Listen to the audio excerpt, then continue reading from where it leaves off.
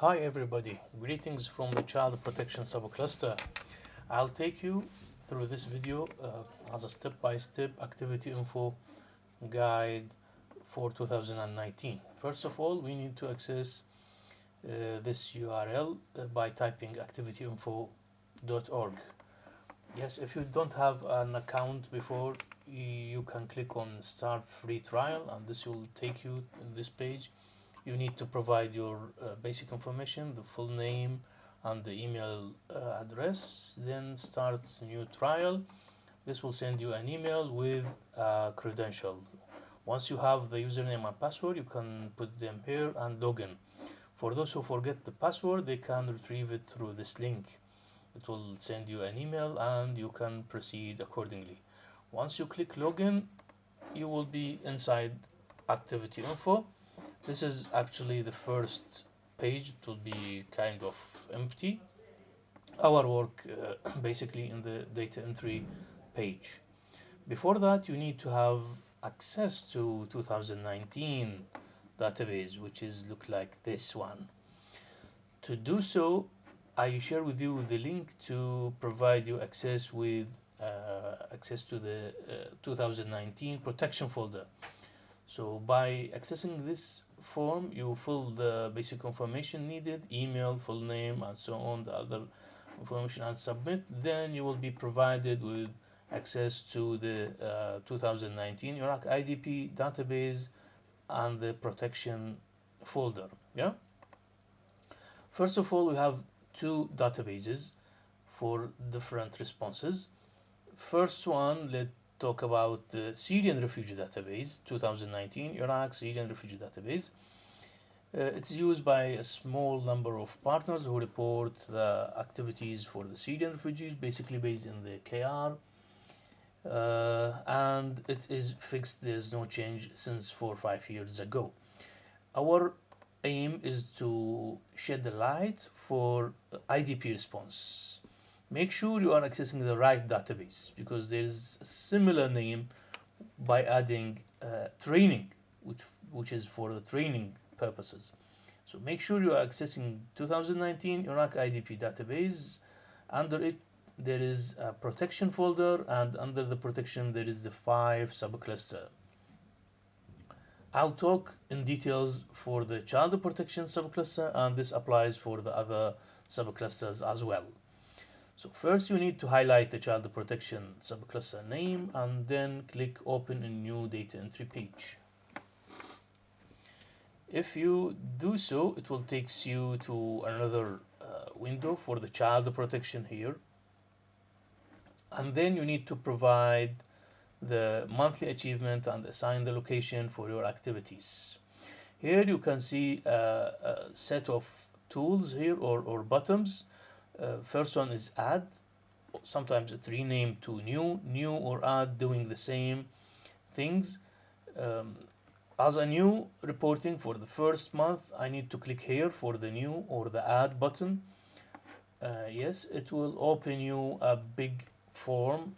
You need to fill this form, and this form actually consists of two parts.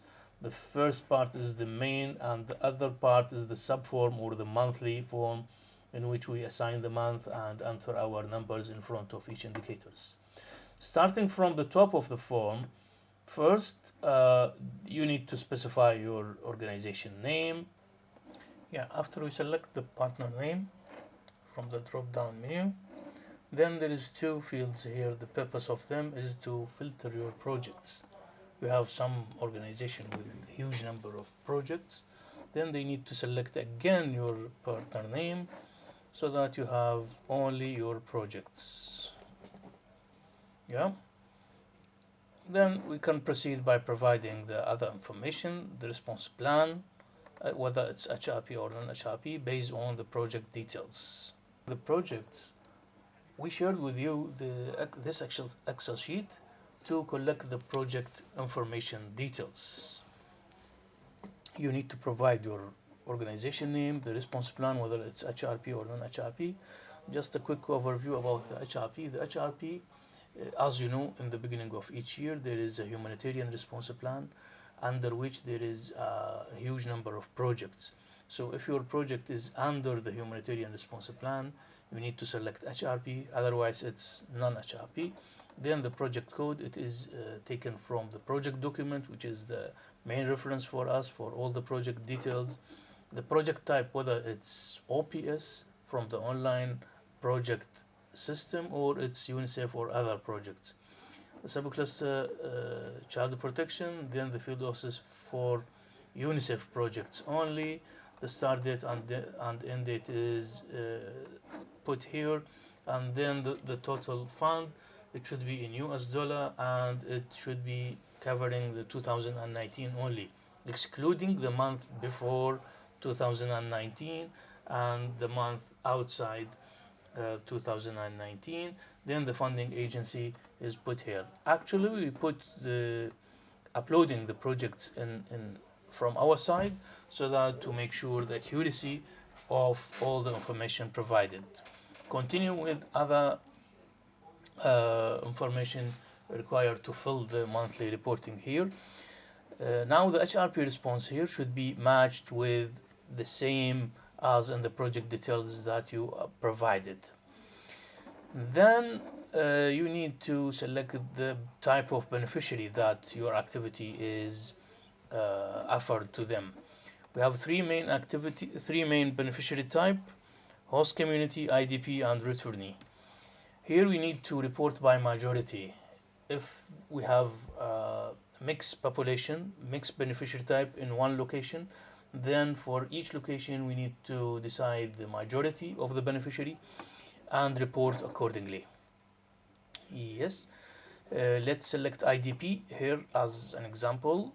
Yeah, then this block is about specifying the location details. We need to select the governorate. Let's say it's Nineveh this time.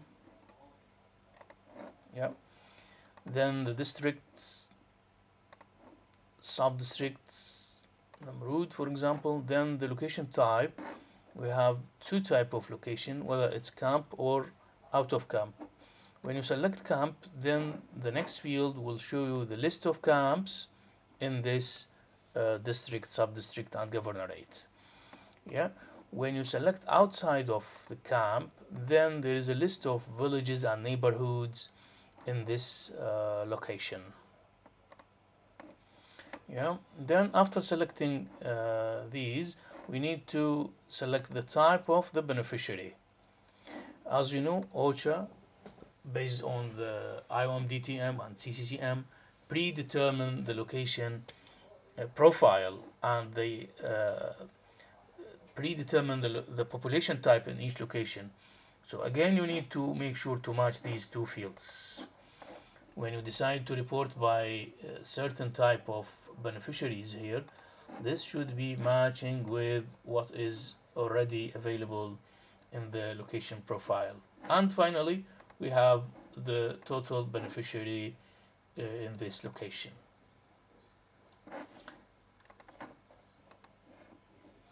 Now, to help you identify the location quickly and efficiently, which is required here in the monthly achievement, I share with you two items. First of all, I share with you this list of location, which is extracted from the activity info, which is help you filter here by governorate, district, and sub-district, and see the location quickly and visually here.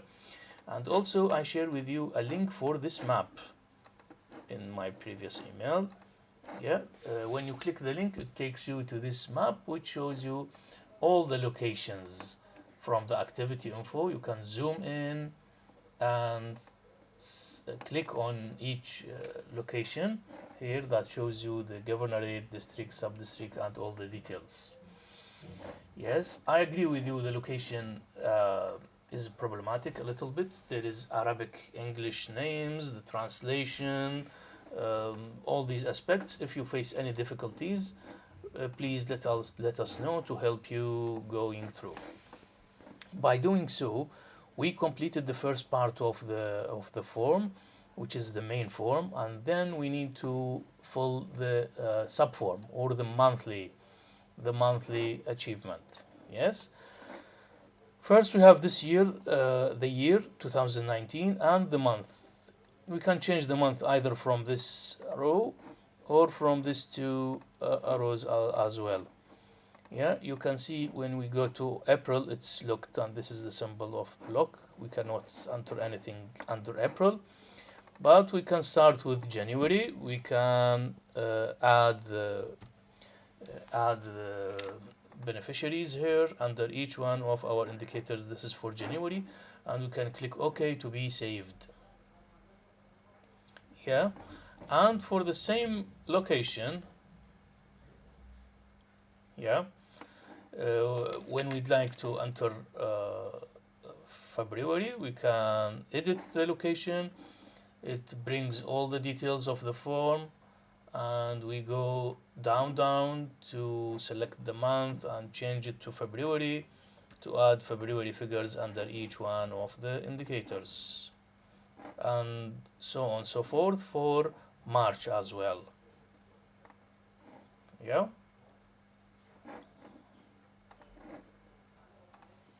Now, for indicators, you need to understand each one of indicators. Within child protection subcluster, we have 50 indicators covering all the activities that we are performing. So, first of all, we have the standardized indicator guidelines in English, which we shared with you, and also we have it in Arabic as well for local NGOs. Yes, and also we have this list of Arabic, English, both indicators. It is useful for you to distribute it or share it with your team in the field so that they can bring and collect the data from the field based on this list of indicators. Yeah, actually, in the child protection subcluster, we are covering 6 main areas. First, the specialized service, then the community-based child protection approaches. Third, the PSS, psychosocial support, parents program, awareness raising, and capacity building. I'll go through each one of them quickly. For the specialized service, starting with case management, when your organization is performing a full case management, you need to report the number of boys and girls disaggregated by age 6 groups under this indicator: referral and legal assistance, civil documentation, and family tracing. We will talk about each one of them in details in the coming slides. Yeah, for the civil documentation, it is split in 2 groups: when you start assisting the families or the child, and then when the child is secured and the document is issued. The same logic is applied for the family tracing. When you open the case for the family tracing, you report the numbers under first group, and then when you succeeded to find the family of the child, you close the case and report here. The referral cases, it's disaggregated by gender only, girls and boys, and you need to report the number of child but not the number of the services. Yeah, referral, when you receive a child and refer the child to another organization that provide service that you are not providing. Yeah. For the case management, it is disaggregated by age and gender and age group. Yes, when you perform a full case management, you need to report the number of reach population under these indicators. The legal assistance, actually, it is when you have an activity which implies a service for the child who is in conflict with law. It is a court representation for the children. The same set of indicator is available in the general protection. We need to distinguish between the 2 groups. In the general protection, it's for adults, while here we are targeting the children only. Also, the legal consultation session cannot be counted in this indicator, and we need to follow our project. If our project is under child protection, we need to report here. If our project is under general protection, we need to report under general protection. The civil documentation, as mentioned earlier, it's two groups. When you start assisting the family, the children, you report on the first set of indicators. Then when the civil documentation is secured and you manage to issue the document for the child, you report them again here. For the family tracing, again, it's two groups. When you start doing the family tracing for the child, you report on the first group.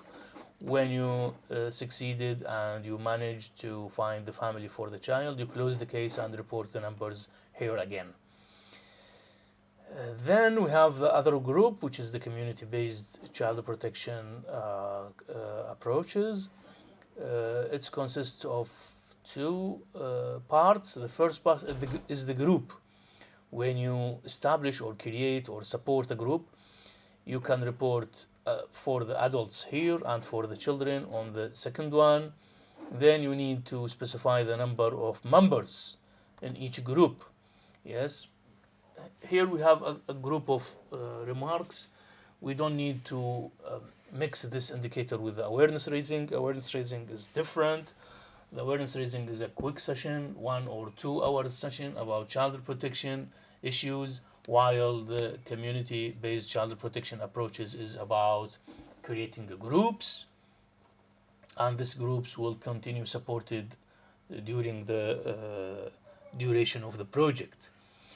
Yes, also we need to be careful not to repeat the number of groups each month. When you establish a certain group, you report it once on the first month. Then on the second month, if you didn't create any new group, you need to report nothing under this indicator unless you have a new group established or created. Yeah. Then number 3, we have the PSS, psychosocial support. It is disaggregated by gender and age group. It is about the structured and sustained with the curriculum programs. We don't need to register or follow up about the CFS or creational activities. The criteria here to count the child is to attend 4 times per month, and also we need not to repeat them in the next month. The example here, when we have a camp with 100 children, we report the 100 children once they attend 4 times in the month. Then for the next month, if there is no new children, then we don't have any new PSS. Although the program is continuous and the same children is receiving the same session for the next month. Yes, so we need to take care about the accuracy and data quality here. It's most importantly. Then we have the parent program. It's for adults, men and women, and it's clear to register them under this program. The awareness raising, it is by gender only. We count in the face-to-face awareness sessions only. We are not counting the flyers or brochure distributed. The same indicator is available in general protection and GBV. We need to distinguish between all these subclusters. Finally, we have the capacity building and trainings. We have 4 groups targeted. We are targeting the governmental staff or the government staff. If the project is targeting them, the police officer, the lawyer, the juvenile justice, yes, we report under the first 2 indicators. If we are targeting the teachers, and by saying teachers, it includes all the educational supervisor and so on. Then we have the training on CP, the training for CP workers, yes, in the humanitarian organizations, and finally training on non-CP, training for non-CP workers. Yes, we need to follow our project. And back to our activity info reporting, just to provide you with some more important remarks here. For the subclusters, we need to use child protection projects while we are reporting child protection activities. it's not appropriate to report using general protection codes. Yes, I hope this is beneficial for you. If you have any question, you can approach me anytime. This is Hussein Mullah wishing you all the best from the Child Protection Subcluster. Thank you. Bye.